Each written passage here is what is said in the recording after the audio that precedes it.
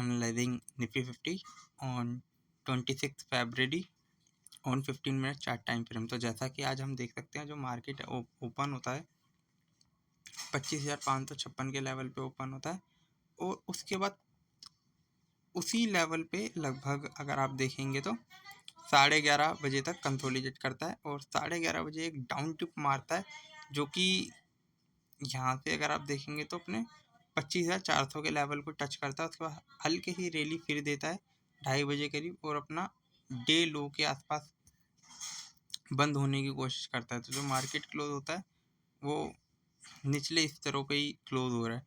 अब मैं आपको दिखाऊंगा कि डेली चार्ट टाइम फ्रेम पे कि इस पे क्या मूवमेंट देखने को मिल रही है। तो जैसा कि आप ये देख सकते हैं यहाँ पे है ना, ये 3 रेड कैंडल है जो कि एक कंसोलिडेशन को शो कर रही हैं। तो मे बी अभी जैसे ये वाली जो कैंडल है ना, पहले तो अब ये दोनों कैंडल जैसे जो 24 फरवरी का जो हाई है 25,641 और जो लो है 25,327। तो अगर आप यहाँ पे देखेंगे तो इसने यहाँ पे भी ये लो नहीं टच किया है और यहाँ पे भी।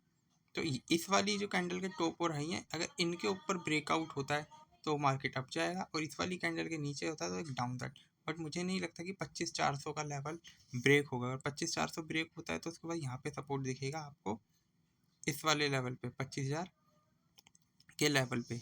तो आप इसको देख सकते हैं और उसके बाद जो मैं आप लोगों से कुछ स्ट्रॉन्ग चार्ट्स को डिस्कस करना चाहूँगा,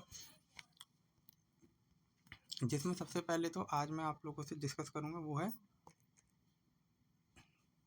तेजस नेटवर्क। तो आज इसके अंदर काफ़ी अच्छी मूवमेंट देखने को मिल रही थी इंट्राडे के अंदर। अगर आप डेली टाइम फ्रेम पे मैं आपको दिखाऊं,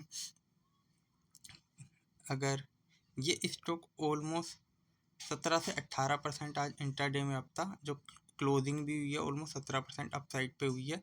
स्टॉक अपने 323 के लो से 381 तक के हाई के लिए गया था। तो और इसके अंदर वॉल्यूम भी 73 मिलियन शेयर से ज़्यादा का, ऑलमोस्ट 74 मिलियन शेयर्स की बाइंग और सेलिंग थी। अब इस स्टॉक का चार्ट पैटर्न देखते हैं कि इसके अंदर क्या कहीं पे सपोर्ट है, रेजिस्टेंस है, क्या है। तो इसमें आगे के लिए तो अगर मैं इस स्टॉक को अगर एनालाइज करूँ ना, अब मैं इसके लिए वीकली लगा देता हूँ, ठीक है। तो अगर आप ये देखेंगे तो इसका अभी ये डेली पे ही चलते हैं, कुछ समझ नहीं आ रहा है। तो जैसे कि ये वाली कैंडल देखिए, ये जो आज अपने डे एंड पे हाई लेवल पे क्लोज हुई है 381। बट अगर हम यहाँ पे चले थोड़ा सा जूम करते हुए यहाँ पे, तो इस वाले लेवल पे हमको है ना यहाँ पे रेजिस्टेंस देखने को ही नहीं मिल रहा है। तो मे भी यहाँ पे एक अच्छी अपसाइड देखने को हमें मिल सकती है। तो इस स्टॉक को हमें रडार पे रखना चाहिए, ठीक है। और अगर आपको कोई रेजिस्टेंस दिख भी रहा है तो वो पुराने लेवल पे दिख रहा है, तो मे बी उसको ब्रेक करना ना करना वो उस टाइम कोई ख़ास बात नहीं है। तो यहाँ पे एक में रेजिस्टेंस नहीं दिखेगा, भी रेजिस्टेंस है भी, बट मुझे लगता है कि यहाँ से एक ब्रेकआउट देना चाहिए इसको, ठीक है। तो इस स्टॉक को आपको रडार पे रखने की ज़रूरत है। इस स्टॉक को आपको रडार पे रखिए, मे बी ये फर्दर रैली देगा तो एक अच्छी अपसाइड के लिए चला जाएगा, ठीक है। तेजस नेटवर्क। उसके बाद अगला स्टॉक जो मेरे को आपको लिए लगता है वो है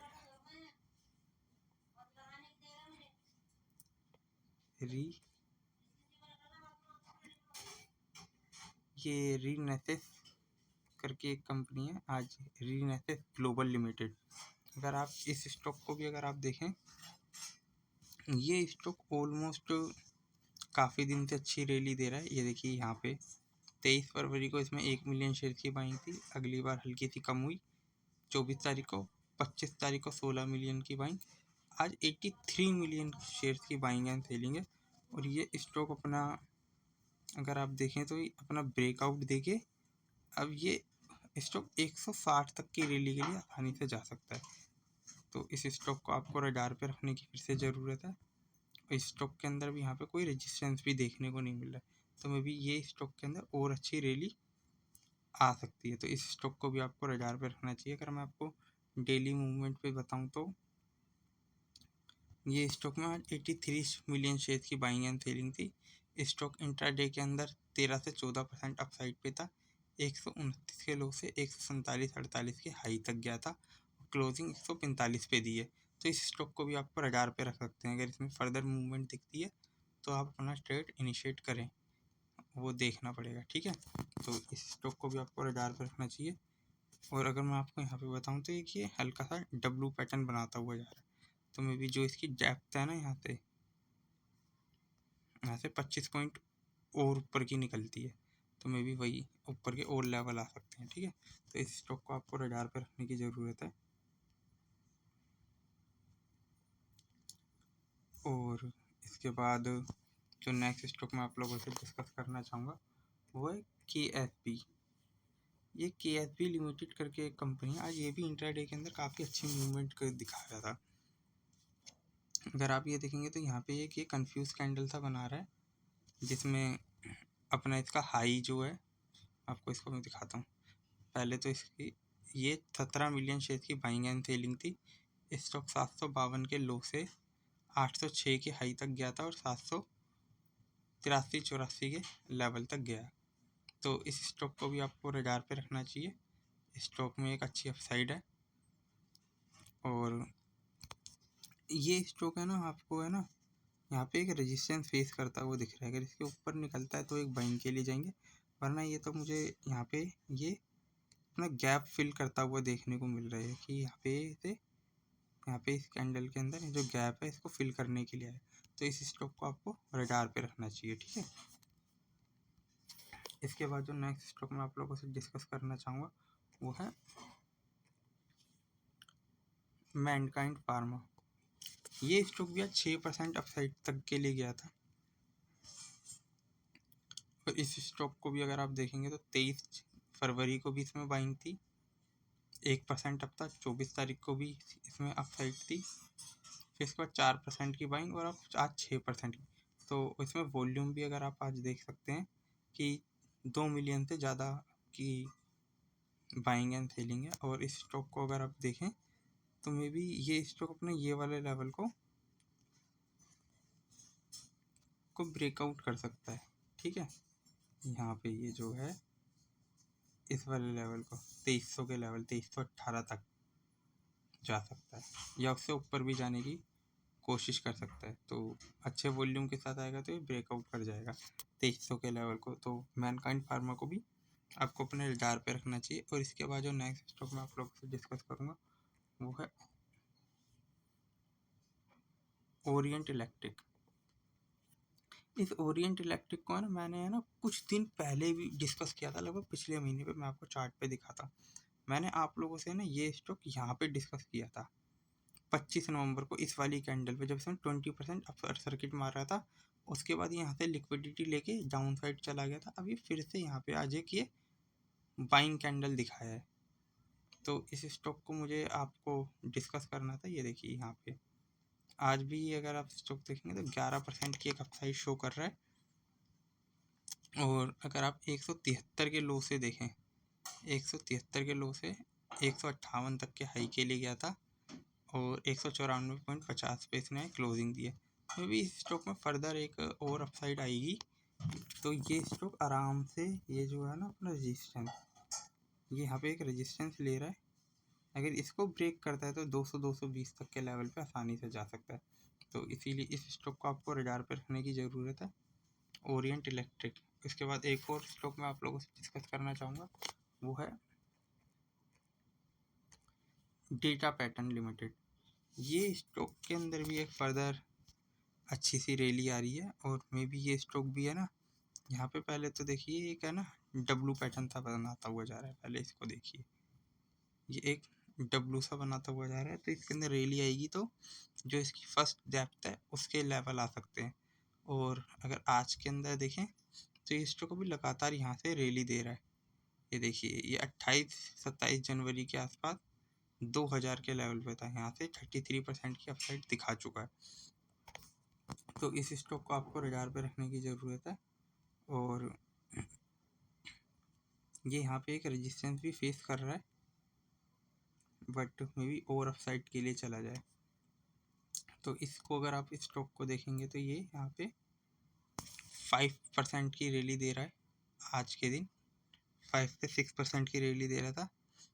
3046 के लो से 3280 के लेवल पे गया था और 3243 के लेवल पे क्लोजिंग दी है। तो इस स्टॉक को आपको 1000 पे रखना चाहिए। 2 मिलियन शेयर से ज़्यादा की बाइंग एंड सेलिंग इसमें देखने को मिल रही है। इसके बाद जो नेक्स्ट स्टॉक मैं आप लोगों से डिस्कस करूँगा ना, करना चाहता हूँ ना, उसका नाम है जम्मू एंड कश्मीर बैंक।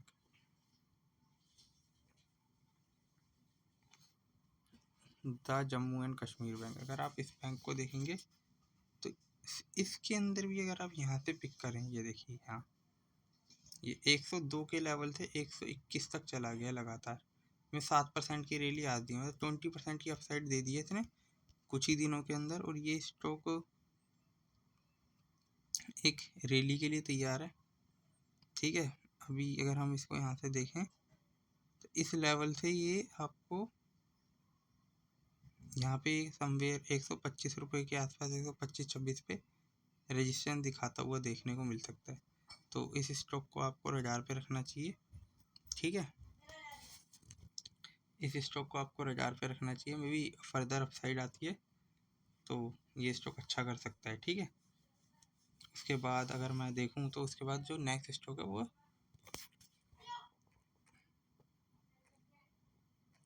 जिसका नाम है सूर्या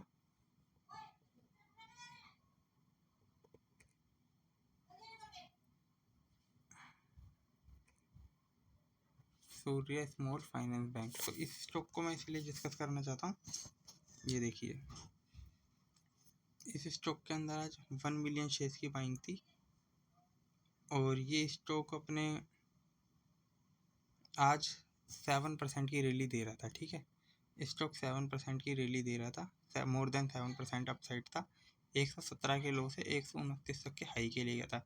इस कंपनी ने ना 1000 करोड़ का कैपिटल रेस किया है, तो जिसकी वजह से इसमें एक अपसाइड देखने को मिल रही थी। और स्टॉक अपने काफ़ी अच्छे लो लेवल पे है, तो मे बी ये स्टॉक एक और दोबारा से यहाँ से रैली दे इस वाली कैंडल के हाई से। यहाँ से जब ये चलना शुरू करेगा तो ये 139 तक आसानी से चला जाए। यहाँ से 139 रुपये तक जाना भी मतलब 10 to 12% की एक अपॉर्चुनिटी देखने को मिल सकती है। तो इस स्टॉक को भी आपको 1000 पे रखना चाहिए और इसके अंदर फर्दर एक मूवमेंट आ सकती है अपसाइड के लिए। तो जो भी स्टॉक मैंने आप लोगों से डिस्कस करे हैं वो सिर्फ एक स्टडी पर्पस के लिए हैं और किसी भी तरह की बाइंग और सेलिंग रिकमेंडेशन नहीं है, because I am not a SEBI registered analysis. तो thank you for watching me. Okay, bye.